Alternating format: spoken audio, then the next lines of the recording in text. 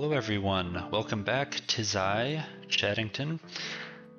We are still in the very early stages of this YouTube journey, but my goal is to make each video a little bit better than the last one. And I think I've accomplished that so far, but it is only my third video. So I am getting an audio upgrade soon, so if you're worried about the mic, I will be upgrading that soon, so it will sound much improved shortly. If you're new to the channel, what we're doing here, or what I'm doing, I guess, is mainly going to be reactions, vlogging, and gaming stuff. If you haven't seen my Valorant video, check that out. But today we're reacting to a crash course video from John Green, Is Atheism a Religion? Crash Course Religions number 13. So we are going to see what he has to say.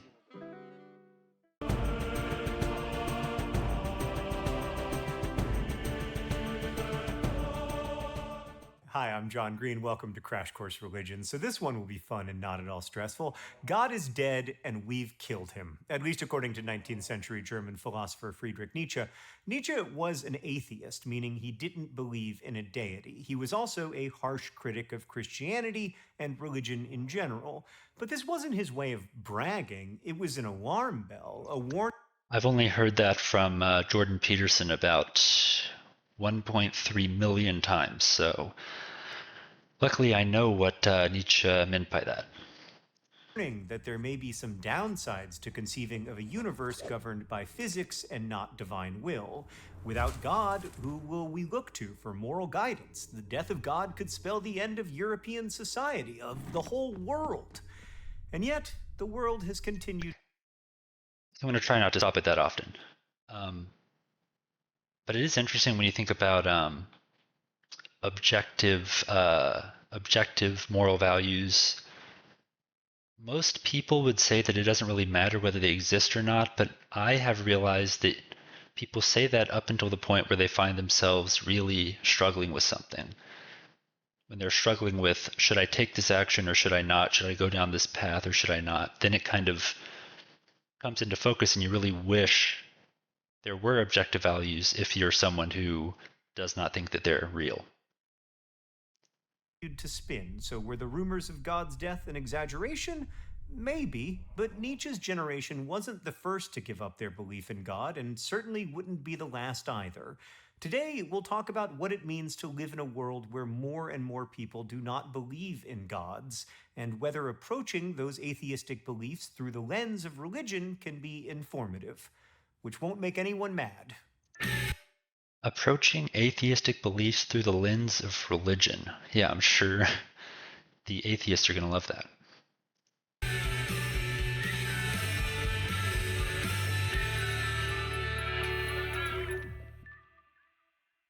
The word atheism comes from the Greek word atheos, meaning without a god, and that's pretty much what atheism is today, a lack of belief in a higher power.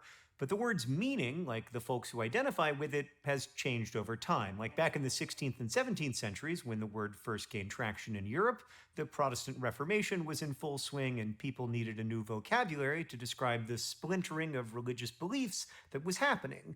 The word atheist was originally coined as an insult, something few people would have identified with. English dictionaries from the...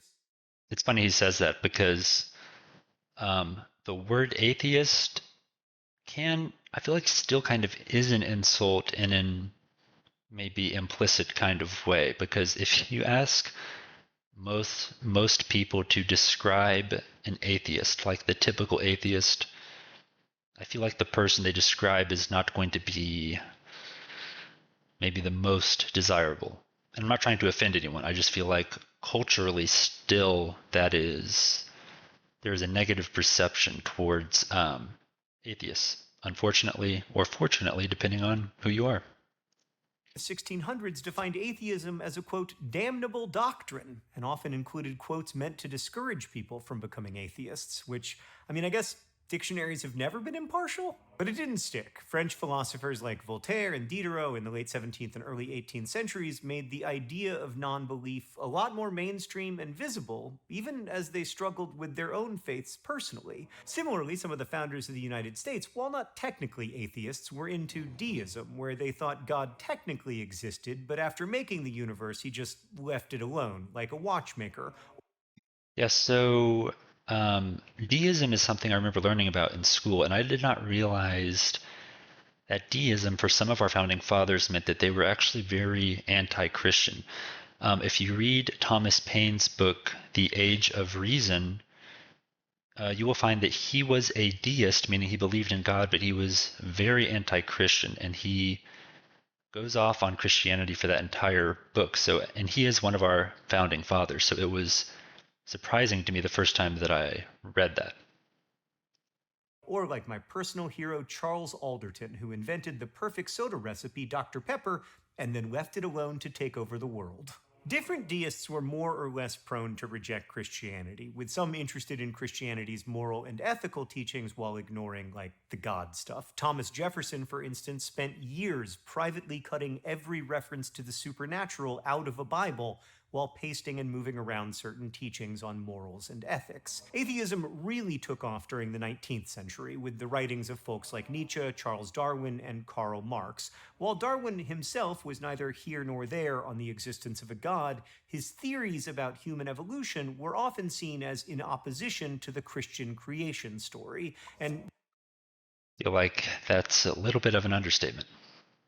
Darwin's friend and fellow scientist Thomas Huxley even debated the highly regarded Bishop of Oxford on the topic, and essentially told the bishop, "I'd rather have an ape for a grandfather than a guy like you." While atheists are still often stereotyped as immoral or even dangerous, atheism itself continues to grow in popularity. In 2024, studies showed that roughly 28% of Americans identified as religiously unaffiliated. Of course, all those unaffiliated folks aren't necessarily... Did you say 28%? Yeah. Roughly 28% of Americans identified as religiously unaffiliated. I guess that's what I would expect pretty much as someone who lives here. I actually maybe would have thought it would be higher at this point. Although maybe like religion is slightly making a comeback to some extent. Of course, all those unaffiliated folks aren't necessarily atheists. Within this category, there's a pretty big crew of agnostics, which comes from a word that means without knowledge. Appropriately, agnostics say they simply don't know whether there's a God. Many think it's impossible to prove or disprove God's existence, and aren't we kind of all in that category? I'm so smart. that there's no point in trying. Then you have your materialists who believe that everything that exists can be studied through science, which isn't an outright denial of God's existence, but a way of saying if a God did exist, it would have to do so within the laws of physics. And plenty do identify as atheists, but even within atheism we find variations in philosophy. There's explicit atheism, which asserts positively that no higher power exists, and implicit atheism, which is a passive lack of belief in a higher power. Oh boy, I'm getting a call from a blocked number. What's the difference between implicit atheism and agnosticism? I guess if you're agnostic, you admit that you don't know. If you're an implicit atheist, you have a belief that there is no God, but yet it's not that strong. Is that what he's saying? Let me know in the comments. Number, which I didn't know was even possible. Hey, broski, don't hang up. I just got a question. It's one that's been bugging me. That's what you guys do here, right? You answer questions. I mean, that doesn't even begin to describe everything we do at Crash Course, but sure, go ahead. Isn't believing in God just like a better bet than not believing? Like, I mean, if atheists are right, then believing in God doesn't change anything. But if they're wrong, we lose everything. Wouldn't it be better to just hedge your bets and believe? That's the old Pascal's wager. Yeah, he's about to say it, but it's a classic. Actually a pretty popular philosophical argument called Pascal's wager. It's the idea that belief in God is like the safer bet. So I'll bite. Which one do you have your money on? Okay, so I hear a lot of atheists talk about Pascal's wager like it's a bad argument that doesn't make sense. You'll often hear them say, well, there are so many religions out there, why just pick one? Your chances of being wrong are still so high. And my response, I feel like the obvious response to that is, well, a 1 in 1,000 chance is still better than a 0 in 1,000 chance. So no matter how many religions there are, Pascal's wager still makes sense. It still works, in my opinion. Silly question. God, the Father, capital G, the one from the Bible. So, not the West African god Anansi, or maybe the Egyptian war goddess Neith. Don't even get me started listing all the literal millions of Hindu deities. And then, of course, there's always the possibility that the one true God belongs to a religion that doesn't even exist yet. Right, but I don't believe in any of those gods. Oh. What makes Zeus or Demeter untrue, but your God the only truth? But still, 1 in a million, still much better odds than 1 in 0 or 0 in a million. I'm not good at math. Listen, man, I gotta make some calls. You know, I'm starting to think I might actually be getting through to him. Hold on. Oh, he just sent me a text message that's a picture of his butt with the caption, "This is you." So that's nice. But our friend the Devil's Advocate has brought up a good point, just not the one he was trying to make. Atheism, as we know it today, is often brought up in opposition to Christianity, but the idea itself is considerably older and more diverse than that comparison suggests. In many cultures throughout history, there have been groups who didn't care if the gods and goddesses of their people were really real, and others who specifically didn't believe in the popular deities of their day. Up to 20% of people who identify as Christian aren't sure they believe the God of the Bible is really real, and therefore might be classified as agnostic. And in other religious traditions, including Judaism, it's even more common. Ancient India saw multiple schools within Hinduism that denied the existence of an eternal or personal god. Buddhism was founded by a guy who didn't have much use for deities. Jainism, a religion that was founded in the 5th century and influenced the nonviolent ideologies of people like Gandhi and Martin Luther King Jr., has no rules about believing in a higher power. In many cases, though, these weren't the atheists we'd think of today. Scholars often use the term non-theism instead of atheism for ancient traditions. These non-theists were simply concerned with questions other than, does God exist? Cultures in ancient China, Greece, and Rome all had their non-theism cliques at various times. In the last couple centuries, though, especially in the United States, atheism has broadened into a way to critique religion, society, and politics, especially the places. Yeah, so that's basically, that describes the rise of the new atheist stuff that came around in Christianity in this country, the US in particular. So the Richard Dawkins and the Sam Harrises really started to rise, and I think it's easy to make an argument that politics was the undercurrent that was the cause of that. As much as someone like Richard Dawkins wants to talk about science and how he believes in science, I think ultimately New Atheism was a political movement. And it's funny because now people are converting to Christianity for seemingly political reasons, like Ayaan Hirsi Ali. She would say that she really does believe it, but it's kind of still up in the air for everyone. So politics and the way we relate to each other as a society, it's an important aspect, and it can inform our opinions on other things, even if we think they aren't related when they are. Where society is shaped by religious traditions. The American writer and abolitionist Frederick Douglass, who was formerly enslaved, criticized the hypocrisy of slave-owning Christians. He once wrote, "I should regard being the slave of a religious master the greatest calamity that could befall me." Suffragist Matilda Jocelyn Gage pointed out similar religious hypocrisy when fighting for the rights of women. And in the 21st century, we've seen the rise of a movement known as New Atheism, popularized by writers like Sam Harris and Richard Dawkins. Other writers like Ta-Nehisi Coates have written about civil rights within the framework of a godless universe. In Between the World and Me, Coates imagines no moral arc of the universe bending toward justice, a response to a famous line from Martin Luther King. Where Nietzsche warned about the death of God and what it might mean for a moral society, the New Atheists have advocated explicitly for an ethical obligation to reject the idea of God, centered around the belief that we could solve a lot of our problems if we did away with religion entirely. I don't want to harp on the objective morality thing because it's a discussion that's been going on forever and will continue to, but I would just say if you're an atheist, the best argument for God you can make is to continue to insist that objective morality exists when you have no foundation for it. Literally just believe that morality is subjective. It's not that hard. I mean, it's not that big of a deal. I mean, just be an atheist completely. Every time I hear an atheist try to make an argument for objective morality, it's always relying on assumptions that are not objective. For example, well-being of society. Well, why is it good for us to experience well-being? You have to have a moral justification to send someone to prison for trying to kill someone.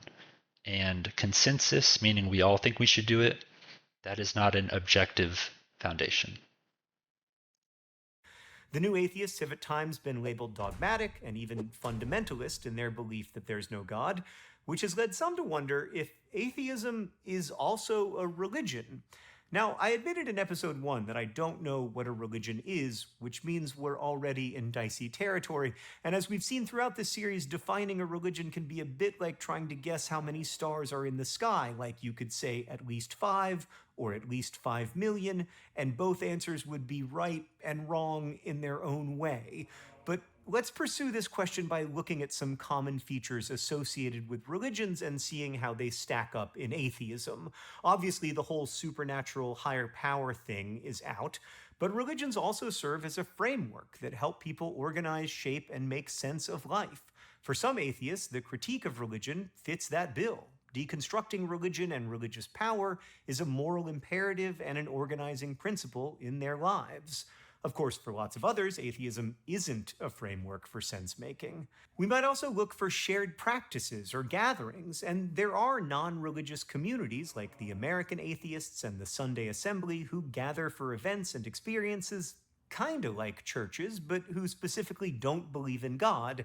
So who knows, maybe 2,000 years from now, the atheist community network or whatever will have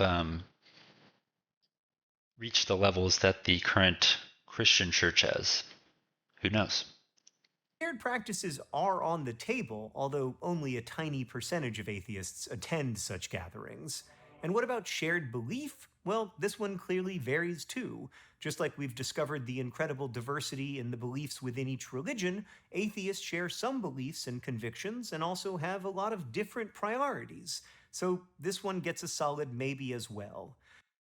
Just like a lot of Christians, I mean, what is it that I always hear Matt Dillahunty say? It's like there are 1,000 different denominations, they all believe a different thing, and even within the same church, on the same pew, you'll have two people who believe different things, and that's just the reality.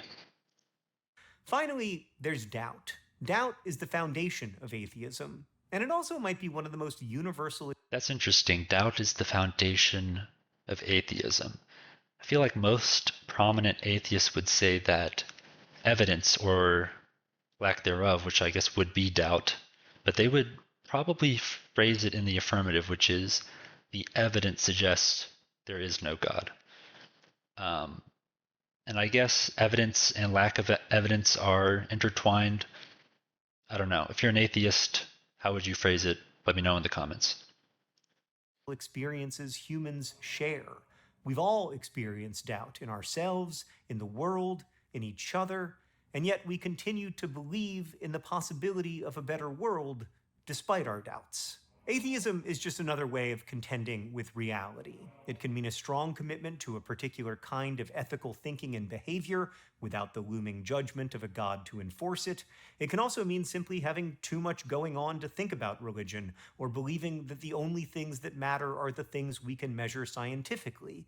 Atheism defies broad brush painting. But perhaps the biggest hallmark of atheism is that it has always existed alongside theism. It's not a reaction to, but a complement of the religious frameworks that.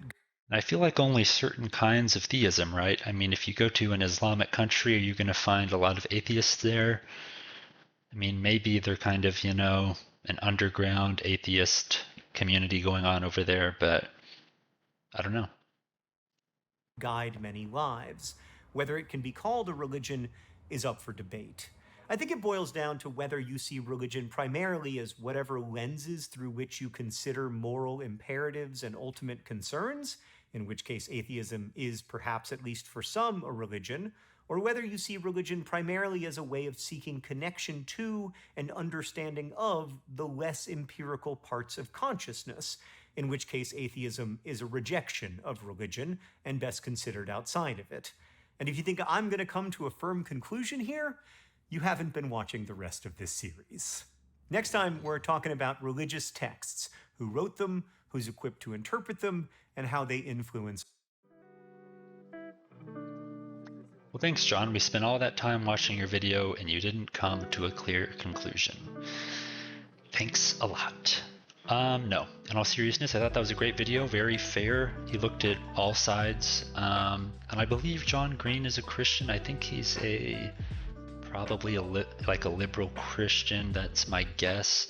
But I believe I have heard him say on TikTok or something that he is religious and a Christian.